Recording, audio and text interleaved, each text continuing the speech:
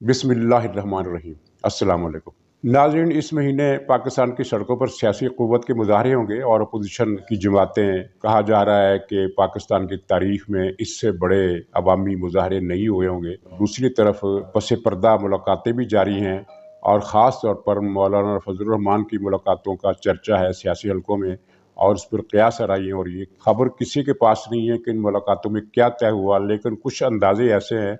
कि जिनकी सेहत में कलाम नहीं किया जा सकता।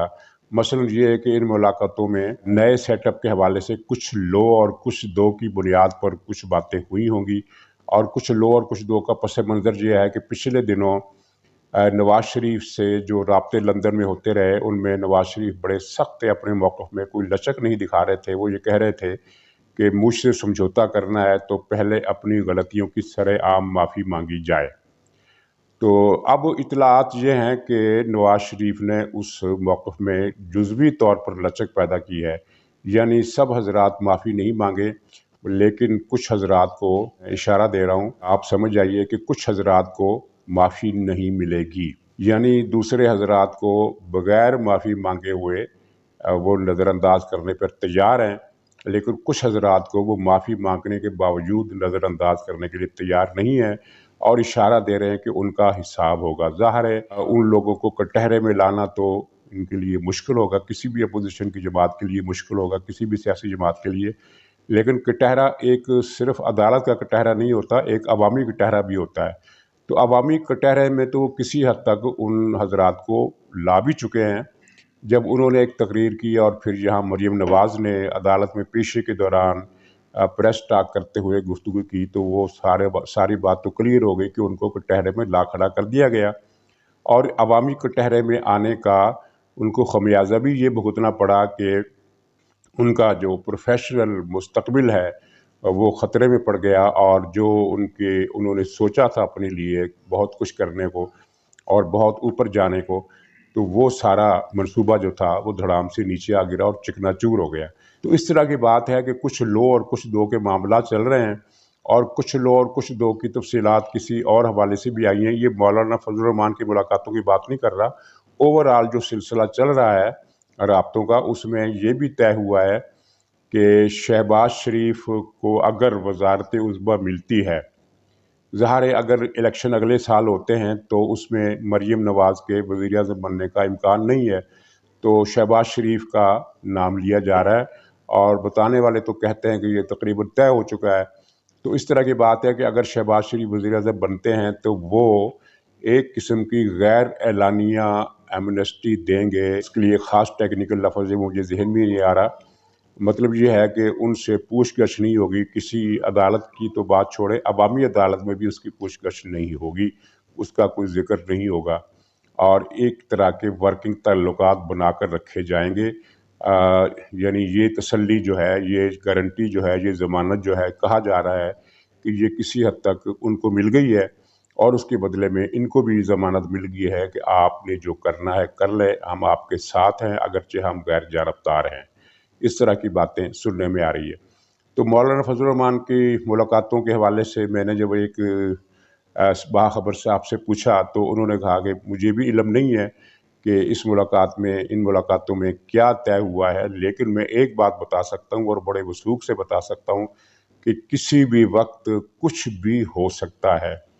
अब बज़ाहिर तो ये फ़िक्रा किसी भी वक्त कुछ भी हो सकता है का मतलब तो ये है कि बहुत ही जो मामला है वो बहुत ही इमीनेंट है। ऐसा नहीं है कि कल ही कुछ हो जाएगा, लेकिन कुछ भी हो सकता है, किसी वक्त भी हो सकता है। कि मतलब ये है कि आने वाले जो हफ्ते हैं, 4, 5, 6, 7, 8 या 10 हफ्ते, इन 10 हफ्तों में मैक्सिमम जो लिमिट है 10 हफ्तों की, उसमें वाक़यतन बहुत कुछ हो सकता है और किसी भी वक्त होने की तशरीह जो है वो मैंने अपने कल के व्लॉग में की थी कि अगर इमरान खान के पास जो एक बटन है वो उसने दबा दिया, जिसका उसे आईनी इख्तियार है और जिसका मेरे ख़्याल में दबाए जाने का इम्कान बहुत कम है, क्योंकि मेरे ख़्याल में और मुझे यकीन है कि ये इमरान खान इतना बुज़दिल आदमी है कि उस बटन की तरफ हाथ बढ़ाते हुए ये ख़ुद कांप के लर्ज़ के गिर जाएगा। लेकिन फ़र्ज़ कीजिए, चांसेस तो होते हैं, परसेंटेज एक इम्कानात की कभी ख़त्म नहीं की जा सकती। हम किसी बात को कतई तौर पर नामुमकिन नहीं कह सकते और न ही कतई तौर पर ये कह सकते हैं कि फ़लाँ बात डेड श्योर है। تو اسی طرح امکانات کا 1% ایسا ہوتا ہے جو نفی میں ہوتا ہے، اور 1% کچھ فیصد ایسا ہوتا ہے جو اس بات میں ہوتا ہے۔ تو فرض کیجیے کہ وہ ایسا بٹن دبا دیتے ہیں جس کو دبانے کی ان میں جرت نہیں ہے، تو پھر یہ جو ہے کہ کچھ بھی ہو سکتا ہے اور کسی وقت بھی ہو سکتا ہے، یہ فوری طور پر ہو جائے گا۔ لیکن اگر انہوں نے یہ بٹن نہ دبایا، دوسرا آپشن بھی ان کے پاس ہے کہ اسمبلی توڑ دینے کا، جس طرح کہ پارٹی کے اندر سے ان کو مشورہ دیا جا رہا ہے کہ اب ہمارے پاس اور کوئی رستہ نہیں ہے اپنے چہرے کو بچانے کا، یہ سوائے اس کے کہ ہم اسمبلیاں توڑ دیں اور پھر اس کے بعد جو ہوگا سو دیکھا جائے گا۔ تو یا پھر وہ یہ دوسرا آپشن اختیار کرے۔ اس آپشن کی صورت میں بھی جیسے ہی وہ اسمبلیاں توڑیں گے وہ کچھ ہو جائے گا جو اپوزیشن چاہتی ہے، مطلب یہ ہے کہ ان کا قصہ پاک ہو جائے گا۔ لیکن اگر انہوں نے یہ دونوں میں سے ایک بھی آپشن اختیار نہ کیا تو پھر معاملہ جو ہے وہ اسی ٹائم ٹیبل کی روح سے طے ہوگا جو پی ڈی ایم نے اپنے اجلاس میں طے کیا ہے، اور اس مرتبہ پی ڈی ایم نے جو کچھ اجلاس میں طے کیا ہے اس میں ان کے اپنے حساب کتاب ہے، جو نفع نقصان کا میزانیہ ہے اس کے علاوہ کچھ وہ فیڈ بیک بھی شامل ہے جو کہیں اور سے آیا ہے۔ اس فیڈ بیک کے بعد سے اپوزیشن کا اعتماد جو ہے وہ یکسر بدل گیا ہے، اس کے اعتماد کا رنگ جو ہے وہ پہلے کی طرح نہیں ہے۔ یعنی ایک تو تجربے کی روح سے ہم یہ کہہ سکتے ہیں کہ جب بھی کوئی سیاسی جماعت کوئی ایڈونچر کرتی ہے تو وہ اپنے لہجے میں اعتماد لاتی ہے کہ ہم اب یہ کر کے دکھائیں گے، یہ چند دنوں کی بات ہے اور اب ہم نہیں رکیں گے، اب کوئی فیصلہ لیے بغیر نہیں اٹھیں گے۔ لیکن یہ پڑھنے والے پڑھ لیتے ہیں کہ یہ جو اعتماد ہے یہ فرمائشی ہے، لیکن پی ڈی ایم کے لیڈروں کے لہجے میں جو اعتماد پچھلے 1.5 ہفتے سے 2 ہفتے سے آیا ہے اس کے پیچھے لگتا ہے کہ پڑھنے والے بتا رہے ہیں، ان کو اندازہ ہو رہا ہے کہ اس کے پیچھے کوئی فیڈ بیک ہے۔ اور اسی دوران ایک حلقے کی طرف سے جن کا رابطہ حکمرانوں سے بھی ہو سکتا ہے، وہ یہ تاثر دیا جا رہا ہے کہ جناب یہ نورا کشتی ہے اور اپوزیشن کو ایک مرتبہ پھر ٹریپ کیا جا رہا ہے۔ لیکن یہ میرا خیال ہے کہ ایک فیشن کی سی بات ہے، اس بات میں کوئی وزن اب نظر نہیں آتا، کیونکہ حالات نے جتنے پلٹے کھائے ہیں اور جو سنگین حقائق سامنے آئے ہیں، کیونکہ اب یہ مقتدر اداروں کے اندر کی رپورٹیں بھی یہ ہیں کہ یہ جو معاشی بحران ہے جس کو ہم قیامت صغریٰ کہہ رہے ہیں، یہ ابھی شروعات ہے، ابھی اصل معاشی بحران آنے والا ہے، اور حالات اتنے زیادہ نازک ہو جائیں گے کہ لوگ واقعتاً فزیکلی چیخ اٹھیں گے۔ گندم کا بحران شروع ہو گیا، اور یہ جو بحران ہے یہ عمران خان کے اپنی ہی کرتوتوں اور اپنے ہی منصوبوں کے تحت آ رہا ہے۔ جس طرح انہوں نے چینی افغانستان سمگل کی، اسی طرح یہ انہوں نے گندم بھی افغانستان سمگل کی ہے، اور اس کے بعد سے یہ قلت جان بوجھ کر پیدا کی گئی ہے، جس کی تفصیل میں پہلے بھی بیان کر چکا ہوں، وہ آپ کے بھی علم میں، ہر طرف سے لوگوں کو اس بات کا علم ہے کہ یہ خود ساختہ بحران پاکستان کو معاشی تباہی سے ہمکنار کرنے کے لیے اور اپنی جیبیں بھرنے کے لیے پیدا کیے جا رہے ہیں۔ اسی میں گیس کا بحران بھی ہے، اسی میں LNG کے بحران بھی ہے، اسی میں دوسرے بحران بھی ہیں۔ تو یہ سارے بحران جو ہے ابھی ان کا ایک مرحلہ طے ہوا ہے، اور اس کا سنگین ترین جو حصہ ہے وہ ابھی آنا ہے، جس کا خمیازہ پاکستان کو اس طرح سے بھگتنا پڑے گا کہ آنے والے کئی برس تک تباہی کا ازالہ ممکن نہیں ہوگا۔ اور شاید اس کی یہی ایک وجہ یہ بھی ہے کہ اپوزیشن جماعتیں اگرچہ عمران حکومت سے جان چھڑانے کے لیے بے چین ہیں، لیکن انہیں یہ ڈر بھی کھایا جا رہا ہے کہ عمران کے جانے کے بعد حکومت ہمیں ملے گی تو ہم معاملات کو کس طرح سنبھال لیں گے۔ اب تک جو رہی اپوزیشن ڈاواڈول، اس کی وجہ یہ بھی تھی، یہ جو میں نے بیان کی کہ اگر ہمیں حکومت ملی تو پھر ہم کیا کریں گے، ہمارے لیے تو بڑی مشکل حالات پیدا ہو جائیں گے۔ لیکن یہ پھر معاملہ کب تک چلتا؟ چنانچہ اپوزیشن نے یہ فیصلہ کیا ہے کہ مزید تباہی کو روکنے کے لیے، کیونکہ جتنی تباہی ہو چکی ہے یہ تو ریورس نہیں کی جا سکتی، لیکن مزید تباہی روکنے کے لیے، مزید قتل عام روکنے کے لیے اب ان کو اس کمپرومائز پر آ جانا چاہیے جو مقتدر حلقے انہیں پیش کر رہے ہیں، جس کی نتیجے میں عمران حکومت کی چھٹی ہو جائے گی۔ اس سلسلے میں یہ اچھی پیش رفت ہے کہ جماعت اسلامی سے بھی رابطے ہوئے ہیں، پیپلز پارٹی سے بھی رابطے ہوئے ہیں۔ آئیڈیل صورتحال تو یہ بنتی ہے کہ ان دونوں جماعتوں کو متحدہ اپوزیشن میں شریک کیا جائے، چاہے اس کے لیے پی ڈی ایم کی قربانی دینا پڑے۔ پی ڈی ایم کی قربانی دینے سے مراد یہ ہے کہ ایک نیا سیاسی اتحاد جو قدرے ڈھیلا ڈھالا اور جس کے منشور میں کچھ نکات کم ہو، بنا کر ان دونوں جماعتوں کو اس میں شامل کر لیا جائے، کیونکہ پی ڈی ایم میں جماعت اسلامی اور پیپلز پارٹی دونوں کا آنا مشکل ہے، تو نئے اتحاد میں یہ دونوں جماعتیں آ سکتی ہیں۔ فی الوقت پیپلز پارٹی کے لیے ایک بحران پیدا ہو گیا ہے جس کا اس کی ساکھ پر بہت برا اثر پڑ رہا ہے، اور اس کی عوامی ہمدردی جو سندھ میں کافی وسیع پیمانے پر ہے وہ بھی متاثر ہو رہی ہے۔ وہ یہ ہے کہ 2 بے گناہ افراد کو پیپلز پارٹی کے 2 ایم پی ایز نے قتل کر دیا، اور سندھ کے اندر اس پر بہت لیدے ہو رہی ہے، اور سندھ کے علاوہ باقی ملک میں بھی امنسٹی کی سطح پر بھی اس پر تشویش ظاہر کی گئی ہے۔ ایک قتل لاڑکا نام ہے فہمیدہ سیال نامی لڑکی کا ہوا، جو پیپلز پارٹی کے ایک ایم پی اے نے، جوکھران نام کا کوئی ہے ایم پی اے، اس نے قتل کیا، اور بلا وجہ صرف معمولی سا ایک زمین کا گھر پر وہ قبضہ کرنا چاہتا تھا۔ تو یہ بیچاری لڑکی جو تھی یہ قرآن پاک لے کر آئی کہ تم ہم پر حملہ نہ کرو، ہمیں اس طرح نشانہ نہ بناؤ، لیکن اس ظالم ایم پی اے نے اس پر گولیاں چلائیں، اور قرآن پاک کا جو نسخہ لڑکی کے ہاتھ میں تھا، 9 عمر لڑکی تھی، وہ قرآن پاک کا نسخہ بھی چھلنی ہو گیا، اور پولیس اس کو گرفتار نہیں کر رہی۔ دوسرا واقعہ وہی جو کراچی میں ہوا، جہاں عرب شکاریوں کو اپنے گاؤں میں شکار کرنے سے منع کرنے پر اس ایم پی اے نے جوکھیوں نے قتل کر دیا، جس کے یہ مہمان تھے عرب، تو اس کو گھر بلا کر قتل کیا گیا، ڈنڈوں سے مار مار کر وحشیانہ تشدد کا نشانہ بنایا گیا۔ اس پر شور و غل اتنا مچا، اور اس میں چونکہ وفاقی حکومت بھی سیاسی بنیاد پر سامنے آ گئی تھی، لہٰذا اس ایم پی اے کو گرفتار کرنا پڑا، لیکن وزیر اعلیٰ سندھ مراد علی شاہ کی مہربانی ہے کہ انہوں نے اس قاتل ایم پی اے کو ہتھ کڑی نہیں لگنے دی۔ اس کا بھی پیپلز پارٹی کی مقبولیت پر، اس کی ساکھ پر برا اثر پڑ رہا ہے، اور سندھ میں ایک خاص طور پر مہم چل رہی ہے کہ پیپلز پارٹی کا لبرلزم ڈھونگ ہے، دراصل یہ وڈیروں کی پارٹی ہے۔ تو یہ پیپلز پارٹی کے لیے ایک ضمنی آزمائش ہے جس سے اس کو نکلنا ہوگا، اور نکلنے کی ایک ہی صورت ہے کہ وہ ان دونوں ایم پی اے سے لا تعلقی کا اظہار کرے، اور ان کو قرار واقعی سزا دے۔ قتل کی سزا جو ہے وہ وہی اس سے ملنی چاہیے، رعایت نہیں ہونی چاہیے۔ یہ تو بڑی شرمناک بات ہے کہ ایک غریب نوجوان کو ایک نشے میں دھت وڈیرے نے قتل کر دیا، اور پولیس نے اس کو گرفتار تو کیا لیکن ہتھ کڑی نہیں لگائی، اور ہتھ کڑی لگائے بغیر عدالت لے کر گئی۔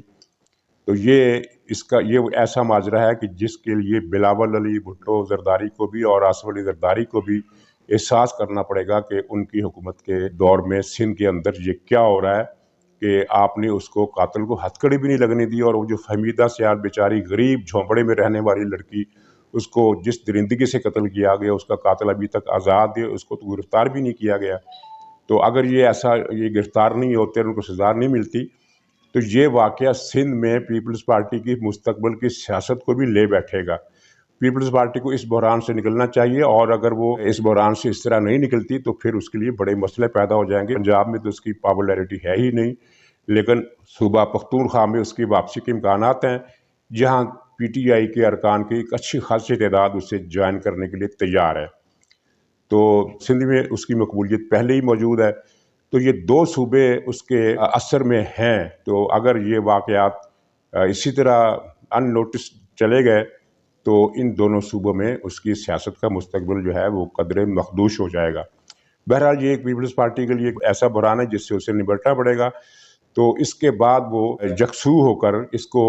انصاف کے تقاضوں کے مطابق حل کرنے کے بعد وہ یکسو ہو کر متحدہ اپوزیشن کا حصہ بن سکتی ہے۔ اور جیسا کہ آپ کے علم میں ہے کہ خبریں جو آ رہی ہیں کہ یہ لانگ مارچ جو ہے وہ لاہور سے شروع ہوگا، اور یہ تقریباً والی بات نہیں ہے بلکہ یقینی بات ہے کہ لانگ مارچ لاہور ہی سے شروع ہوگا۔ اس کی ایک وجہ تو یہ ہے کہ ماضی میں بھی جتنے لانگ مارچ ہوئے ہیں، چاہے وہ عمران خان کے ہوں، طاہر القادری کے ہوں، تحریک لبیک کے ہوں، جماعت اسلامی کے ہوں، بے نظیر کے دور میں، نواز شریف کے دور حکومت میں بے نظیر بھٹو کا لانگ مارچ، جتنے بھی لانگ مارچ اب تک ہوئے ہیں ان کی یہی تاریخ رہی ہے کہ وہ لاہور سے شروع ہوتے ہیں اور پنڈی پر جا کر دھرنے کی شکل اختیار کرتے ہیں۔ تو ایک وجہ تو اس کی یہی ہے کہ لاہور سے ہی یہ روایت ہے لانگ مارچ کی، اور دوسری وجہ یہ ہے کہ پی ڈی ایم کے اجلاس میں یہی فیصلہ ہوا ہے کہ یہ لاہور سے ہوگا، کیونکہ لاہور سے اسلام آباد کا جو جی ٹی روڈ کا جو سفر ہے، یہ اس سفر کے دوران ہونے والے استقبالی جو اجتماعات ہیں وہ اس لانگ مارچ کی کامیابی کے تعین کا اشارہ دیں گے۔ چنانچہ یہ طے ہے کہ لانگ مارچ لاہور سے ہوگا، اور یہ بھی طے ہے کہ یہ اگلے مہینے کے آخر میں شروع ہوگا اور بلکہ ہو سکتا ہے وسط میں شروع ہو، اس کے تاریخ ابھی تک وہ نہیں دے رہے ہیں، لیکن اندر خانے یعنی درون خانہ یہ طے ہو گیا ہے کہ مارچ دسمبر کے آخر میں ہوگا، اور ابھی تک اس بارے میں کوئی واضح اطلاع نہیں آئی ہے کہ نواز شریف دسمبر میں لاہور پاکستان واپس لوٹ رہے ہیں۔ پچھلے مہینے یہ خبریں بہت زیادہ گردش کرتی رہیں اور خود رانا ثناء اللہ اور مسلم لیگ کے بعض دوسرے لیڈروں کے بیانات سے بھی یہ اشارہ ملتا تھا کہ شاید نواز شریف دسمبر میں واپس آ جائیں گے، لیکن ابھی تک ایسا کچھ طے نہیں ہوا ہے۔ البتہ لانگ مارچ کے دوران یہ اطلاع آ سکتی ہے، یعنی نواز شریف کی وطن واپسی کی تاریخ سامنے آ سکتی ہے، اور نواز شریف کی واپسی جو ہے اس کی تاریخ کے بارے میں ہم یہ نہیں کہہ سکتے کہ وہ کب آ رہے ہیں، لیکن اب پہلے کے مقابلے میں ہم زیادہ یقین سے کہہ سکتے ہیں کہ نواز شریف نے واپسی کے لیے ذہن بنا لیا ہے اور فیصلہ بھی کر لیا ہے۔ وہ کب آتے ہیں یہ طے انہوں نے کرنا ہے، اور اگر انہوں نے طے کر لیا ہے تو وہ فی الحال انہوں نے کسی کو بتایا نہیں ہے۔ میرا خیال ہے پارٹی کی جو ٹاپ قیادت ہے اس کو بھی نہیں بتایا، کیونکہ اگر ٹاپ قیادت کو بتایا ہوتا تو یہ بات نکل کر کہیں نہ کہیں کسی نہ کسی شکل میں، افواہ کی شکل میں، یہ مصدقہ یا غیر مصدقہ ذرائع کے حوالے سے کسی نہ کسی باخبر حلقے تک پہنچ چکی ہوتی۔ ابھی تک وہ نہیں پہنچی، اس کا مطلب یہ ہے کہ یا تو انہوں نے خود بھی تاریخ طے نہیں کی ہے، یا اگر طے کی ہے تو کسی کو بتایا نہیں ہے۔ بہرحال تبدیلی کا وہ مرحلہ جس میں نواز شریف نے واپس آنا ہے، اور اس دوران یہ بھی ہے کہ بہت سارے فیصلے واپس لے لیے جائیں گے۔ آخر میں ایک دلچسپ اطلاع جو مجھے ایک ولاگر سے ملی ہے کہ ثاقب نثار اپنے ساتھیوں سے یہ کہتا ہوا پایا گیا ہے کہ میں نے بڑے غلط فیصلے کیے۔ تو بات یہ ہے کہ اگر ثاقب نثار میں کوئی ضمیر، غیرت، ایمانداری کی ایک رمق رائی کی دانے کے برابر بھی موجود ہے تو اسے چاہیے کہ وہ پبلک میں آئے، پریس کانفرنس کرے اور بتائے کہ میں نے غلط فیصلے کیے۔ ناظرین، اسی پر آج کا ولاگ ختم کرتا ہوں۔ انشاءاللہ اگلے ولاگ میں پھر ملاقات ہوگی، تب تک کے لیے اجازت دیجیے۔ خدا حافظ۔